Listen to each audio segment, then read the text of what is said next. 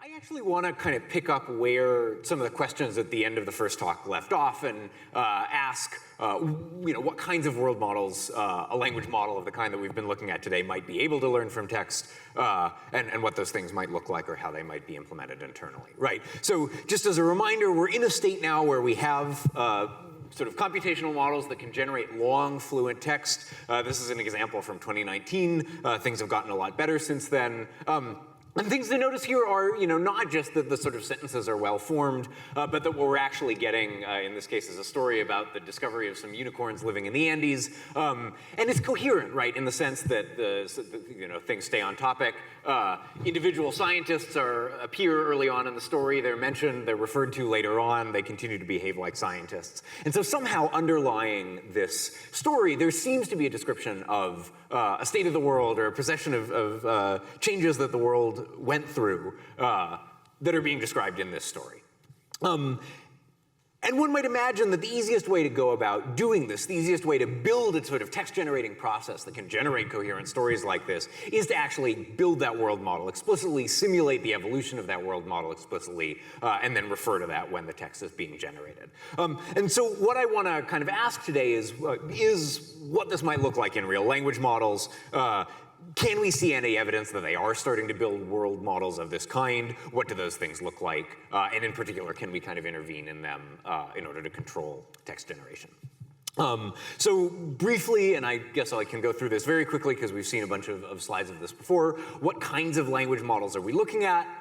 Broadly, sort of neural network sequence predictors that look at a prefix of a chunk of text, generate some sort of vector-valued representation of that prefix, repeat this sort of representation building operation a bunch of times until we finally get some representation of the entire context that we decode into a prediction about what word should come next in this sentence.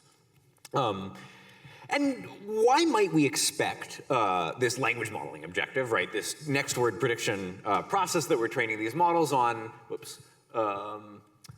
to give rise to something that looks like a model of the world at all?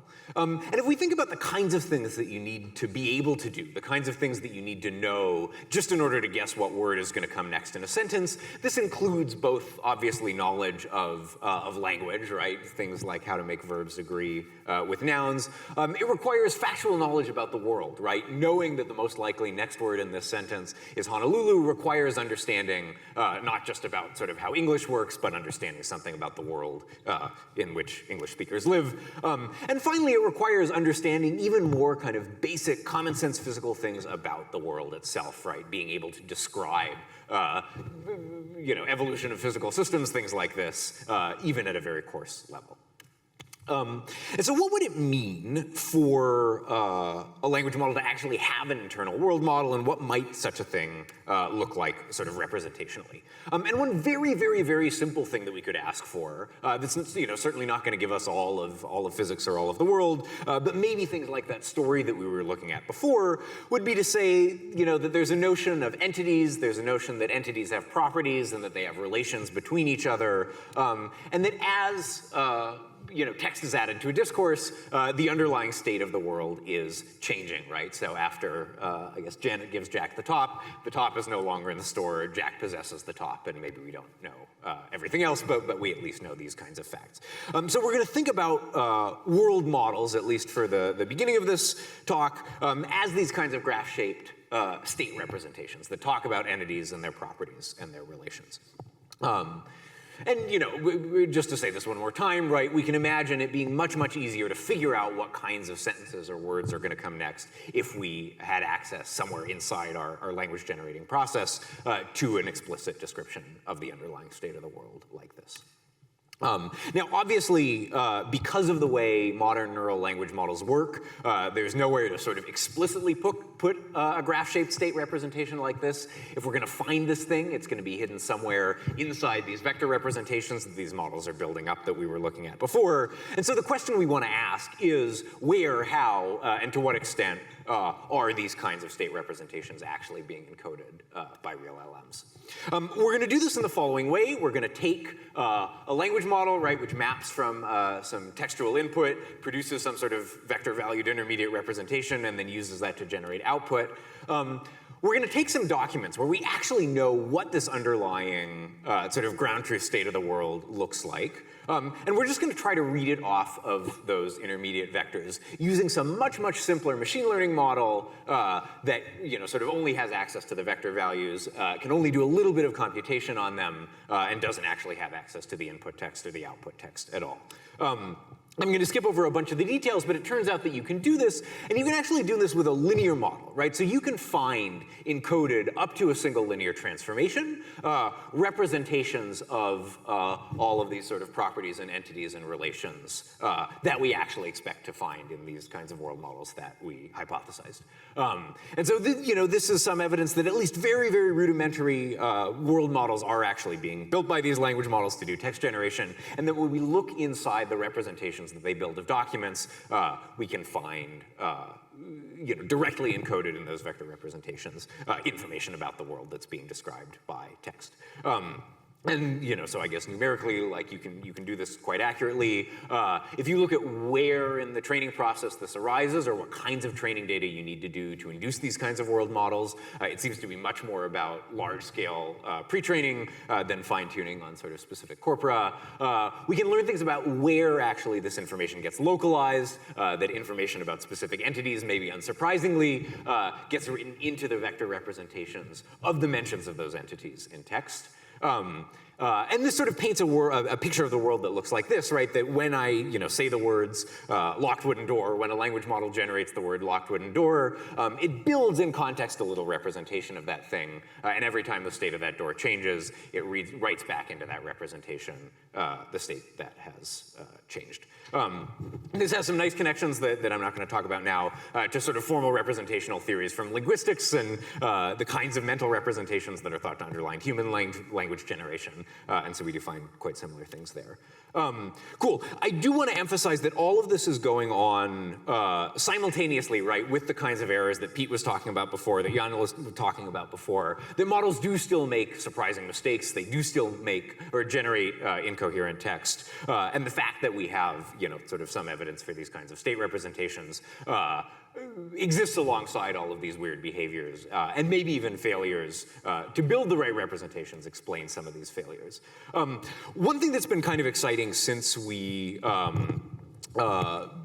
did our sort of initial explorations into how the world might be represented in these models is to see very similar stories showing up in other places and in other kinds of models. And so there's been work on sort of modeling sequences of moves in gameplay, models of programs, all of which has found very similar stories that you can sort of read off, like values that have been assigned to variables or positions, the pieces that are in particular positions on boards, using the same kinds of state representations that we were finding in language. And maybe most excitingly, there's been a parallel line of work in natural language processing itself, looking not at how models represent kind of how the world is changing dynamically over the course of a given story, but just how this background knowledge, right, like the fact that Barack Obama was at some point the president or was born in Honolulu, whatever, looking at how those things get represented. And there seems to actually be a sort of very similar representational story there, that information both provided in context and in training data about particular entities, individuals, things in the world, gets encoded in the same representations in these models using the same kinds of sort of linear readout operations. And one thing that this lets you do then is use these same kinds of tools for probing these state representations that we developed to actually predict when models are going to hallucinate, to recognize when they've acquired the wrong factual information from their training data, just by sort of pointing these probes at the individual words that we know contain information about entities, sort of background or dynamic state, and seeing whether the right answers get produced. And a sort of fun thing that you can do with this, sorry, I know I'm out of time, so I'm jumping ahead, is that you can actually use this in the other direction to directly reach into models without retraining them and modify the sort of knowledge that they possess about individual entities, again, either sort of dynamically or in the background. And so we can use these same probes to sort of write into the representation of Sundar Pichai, the CEO of Google, to make him work for Apple instead. We can cause puff pastry to have been invented in India. And what's most exciting is that sometimes you can do this effectively by intervening directly in representation space, even in cases where just sort of prompting these models with a corresponding textual prompt doesn't actually override their background behavior and cause them to make the desired update. Cool. So just to wrap up, right, what I've been talking about are very, very, very simple and not super reliable representations of the state of the world that we see in real models. And obviously, you know, if we want these to be able to do all the things that we want them to do, to be really reliable personal assistants, tools for doing research, tools for writing text, we want them to have a bunch of properties that they don't have right now. And I think specifically with regard to these kinds of world modeling questions, that includes not just correctness, knowing things that are true, but having it be the case that when things are uncertain, either because it's sort of unclear from the training data or because some piece of information wasn't available in the training data, that you actually get calibrated estimates of uncertainty out of these, you know, I guess language models or the internal world models that they build, that their knowledge representations are coherent so that when I make one of these updates, that propagates to all of the other things that you know, sort of are entailed by the update that I made, and that we actually ensure that everything that these models know gets encoded in the same way, so that we know that these probes and editing procedures will work not just for specific kinds of knowledge, but everything. And you know, in that regard, I think I'll echo everything that the previous speakers have said, that there are reasons sort of computationally to expect that the current architectures that we have might not actually be up to these challenges, and that things like, you know, sort of propagating all of your beliefs is an inference problem like planning that you know, you don't really expect to be able to do in a single forward pass through one of these models, and that therefore might require sort of fundamental new tools. And I will stop there. Thank you.